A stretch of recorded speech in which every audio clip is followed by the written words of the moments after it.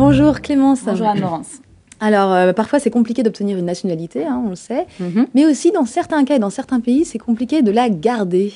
Exactement. Alors la nationalité, c'est quand même très important, ça fait partie de notre construction identitaire. Et d'ailleurs, il y a même des personnes qui sont prêtes à mettre leur vie en jeu pour obtenir leur nationalité. Eh bien cette fois-ci, je veux vous parler d'un pays dans lequel on peut perdre sa nationalité si on change de religion. Alors d'après vous, de quel s'agit-il? C'est pas l'Égypte, non? L'Arabie Saoudite. L'Arabie Saoudite. Bangladesh. Bangladesh. Bon, c'est assez juste de... Quelle culture? Je crois qu'on est à côté de la plaque. À peu près. En fait, c'est assez juste de mentionner ces pays parce qu'il est vrai que dans ces pays, les chrétiens sont persécutés. Mais en fait, je vais parler ici d'un paradis touristique, les Maldives. Donc, les Maldives, effectivement, c'est un archipel qui est situé dans l'océan Indien, au sud-ouest du Sri Lanka.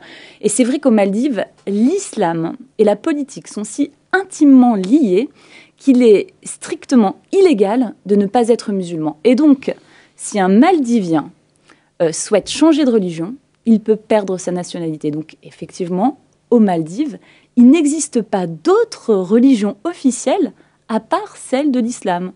Je parle de religion officielle. Il y a quand même quelques réseaux clandestins.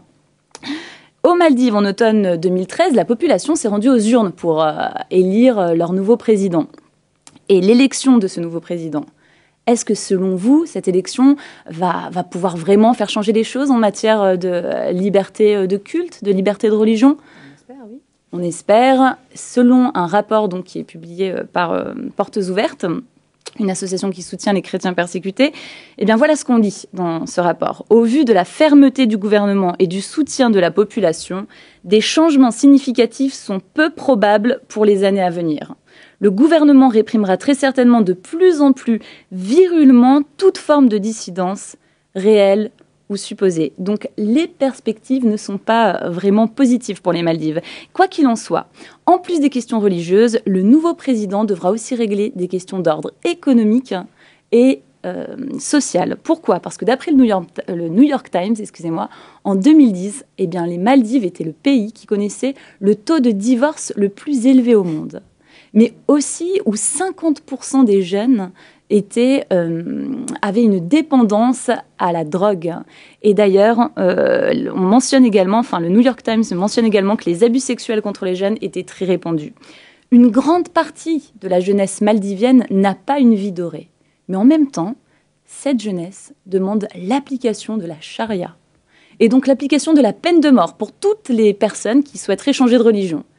Paradoxalement, on sait qu'il existe des chrétiens maldiviens, des Maldiviens qui ont fait le choix donc, de se convertir au christianisme malgré les risques qu'ils peuvent vivre. Je trouve ça fou que ce soit la jeunesse qui fasse pression pour appliquer la charia et pas des conservateurs. C'est inquiétant. Enfin bon. Merci en tout cas.